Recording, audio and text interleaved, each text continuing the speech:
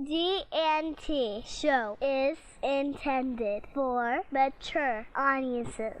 Parental discussion is advice. Live long and prosper, bitches. Shall we just start right off the bat with a Las Vegas update? Are we still talking Vegas, right? We are. Talking about Vegas. Yes. You're coming to Vegas, right? Star Trek Las Vegas may take place every August, but on this show... This is where we hang out the rest of the year.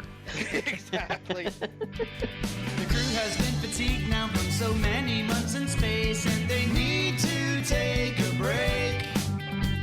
The landing party has beamed down to check out the terrain while the crew gets ready to play. They say there's only plant life living on this lovely rock, but a rodent appears wearing a vest. Hey everybody, it's Terry live from the floor of the Star Trek Convention 2015 in Las Vegas at the Rio Hotels and Suites. And I'm here with Ian Adams, and we were talking, and as you know, the one thing about the Star Trek Convention and what we have here and what G&T does all the time is we pitch stories, we pitch Star Trek stories, but we always ask our fans what their story is.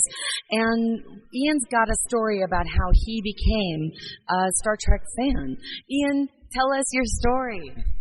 Hi. So, yeah, it all started when I was about 6 years old, back in the 80s. The Next Generation was still, I guess, being worked on, so all there was the original series. But I didn't even know at the time that it all existed. I just, I was young, recently learning to read, and my parents very voracious readers, and had bookshelves all over the place. And my dad was, a first-generation Trekkie. Watched it when he was a kid, when it was first coming out.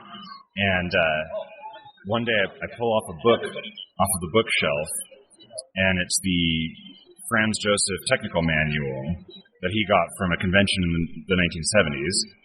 And I'm looking through it, and I'm like, oh my god, this is so cool! Like spaceships, and like there's little diagrams of phasers and communicators and all that sort of thing. And I just thought it was the coolest thing. And so I asked him, what it's about, and he says, well, it's based off of a TV series. Would you like to watch it sometime?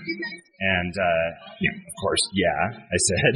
And so he let me stay up late one night, and we watched the very first episode that I saw was Mirror Mirror, which was a great one. Yeah, it was. I was definitely hooked, but through like a comedy of errors.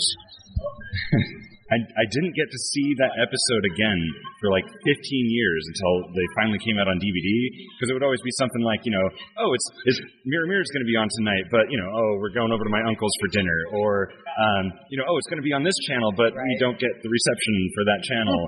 And it was just always so frustrating, and it was like it was almost a religious experience when I finally got to see it again 15 years later,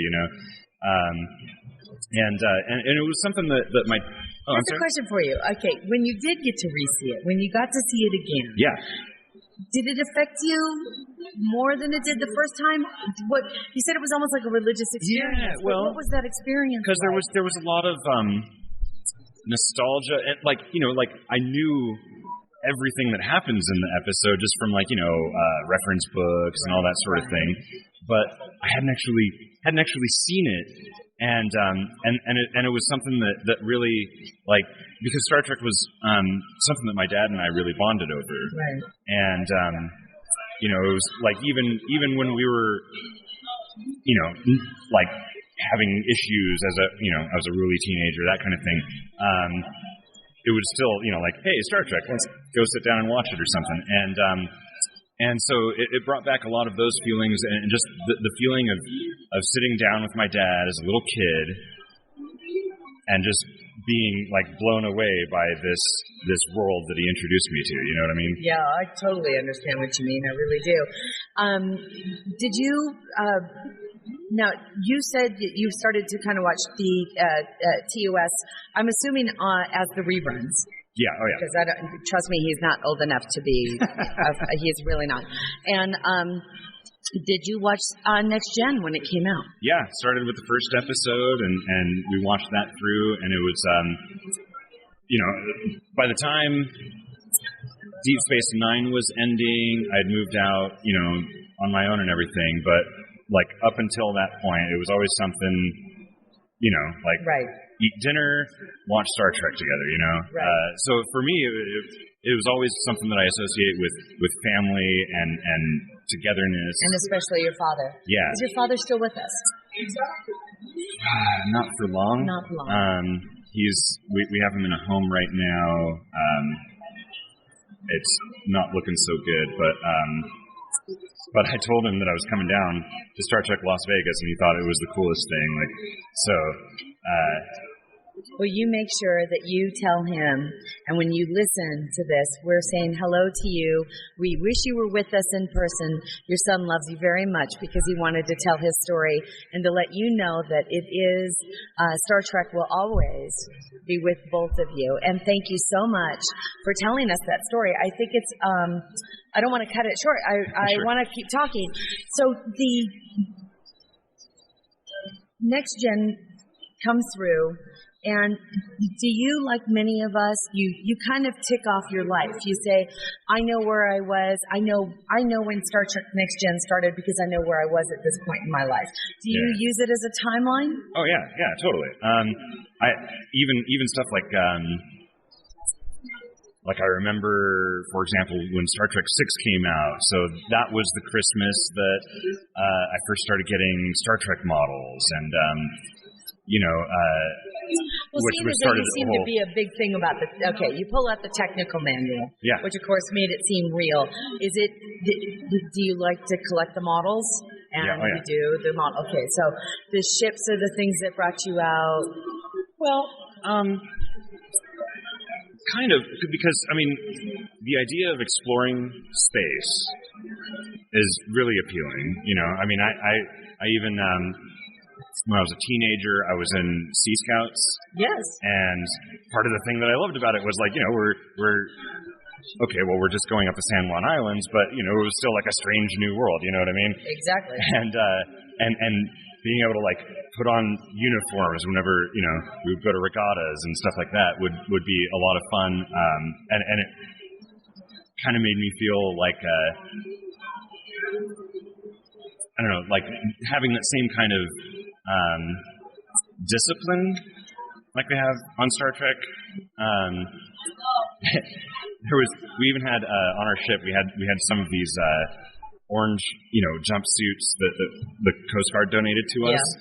And I would always try to find whatever excuse I could to wear those because, I felt like an astronaut in one. It reminded me of I can totally relate to that. And not the least of which is, the Star Trek is based on kind of that maritime tradition. Yeah, absolutely. And so you can connect in that way. I totally get that.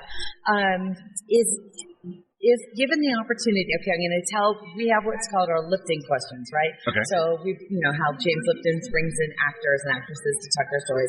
I'm going to kind of give you the roundabout lifting questions that we've made up for our listeners and our fans and our interviewees. And that is, number one, what's your favorite Star Trek series? Deep Space Nine. Okay. Who is your favorite character in Deep Space Nine? This might not be too surprising, but I actually would have to say that it's two characters, and that it's Jake and Ben Sisko. I thought, I really related to them. I was raised by a single dad. Ben Sisko obviously very famously single until the last season anyway. Right. And just the relationship that they had felt so real, and that was all going on, when I was a teenager, and that period of my life, things between my dad and I were really rocky, but we would still watch the show together, and it was kind of like a model, you know what I mean, of how to relate as father and son. And so And a damn good role model, too. Yeah. Yeah. Yeah, easily the best portrayal of a single dad on television. I'd agree with that. And you know how notoriously hard I am on Cisco. I don't like the way he left, but I like the way Sure. he and The Visitor is still probably one of my favorite episodes. Oh my God, makes me cry every time. Okay, if you could be a Star Trek alien other than human, which would you choose? Well, I mean, the obvious answer is Vulcan, because there's so many times that, you'd love to just be able to shut off your emotions, when you're afraid or you're sad or that kind of thing. But honestly, bullying. Bullying. That's the first time we've had a bullying, people. I've always thought that they looked really cool, and basically all that we know about them is that they're really friendly. And, who doesn't want to be around someone like that? You know what I mean? And I think they have acidic blood, too. Oh, that's right. Yeah. Well. But that's awesome. And you better be friendly if you have acidic blood. I'm just saying. Yeah, right. Otherwise, that's you're a really cool answer. The alien from Alien, and that's not so friendly. All right. You are the captain of a United Federation of Planets, or Starfleet ship. It's the USS what? Okay. Well, I actually play Star Trek Online, so I'm gonna kind of cheat on this one and say the name of my ship. It's not cheating. Which is the Dorsa Brevia, which is Dorsa. It comes from back. Brevia, short back. Yeah, and it describes like a terrain feature. It comes from Kim Stanley Robinson's Mars trilogy. And it was the site of the Dorsa Brevia conference, which led to their independence movement, and then Martian Constitution and all of that. Which I kind of unlike what the Kittimer Accord did for the Federation planets, and so it was a trigger point. Right, and so I like ships that are not named after stuff from Earth. And it sounds cool, right? Dorsa Brevia, right? And I kind of like the idea, it's a Defiant class ship because Deep Space Nine, and I kind of liked this idea of, because we know that the Defiants were designed and built at among places Utopia Planitia, and so I kind of like the idea of Martians building a ship on Mars named after a thing of Martian importance, and it kind of feels that like the kind of thing Enterprise is a ship with a very human Earth based. Right.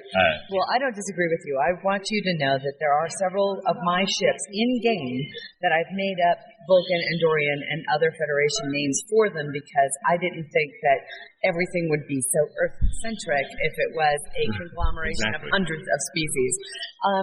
Okay, so we get the ship one down, and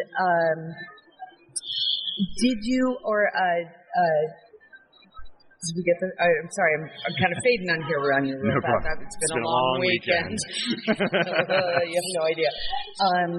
If you had the opportunity to write a continuing story of Star Trek, where would you set it, and would it contain any of the previous film, or would you start anew? Well, as it happens, one of the things that I really enjoy on Star Trek Online is the Foundry, because you get to make your own episodes, and I've been playing around with it. I've been working on working in it. It's a big tool. Right. And so the story, I'll just tell you about that.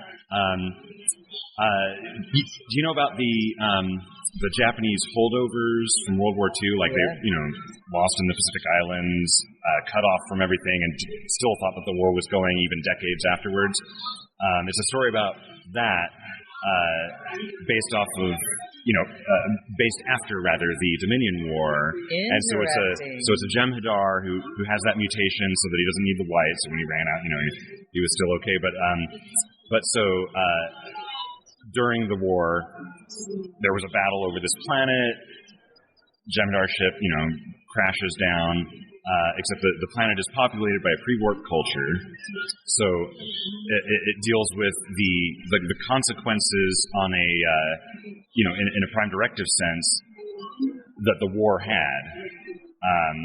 On those who weren't even affected. Right, and kind of based around there's this Jem'Hadar who you want to kind of extricate from the situation, but then you also have to deal with all of the natives there who have developed this religion around thinking that.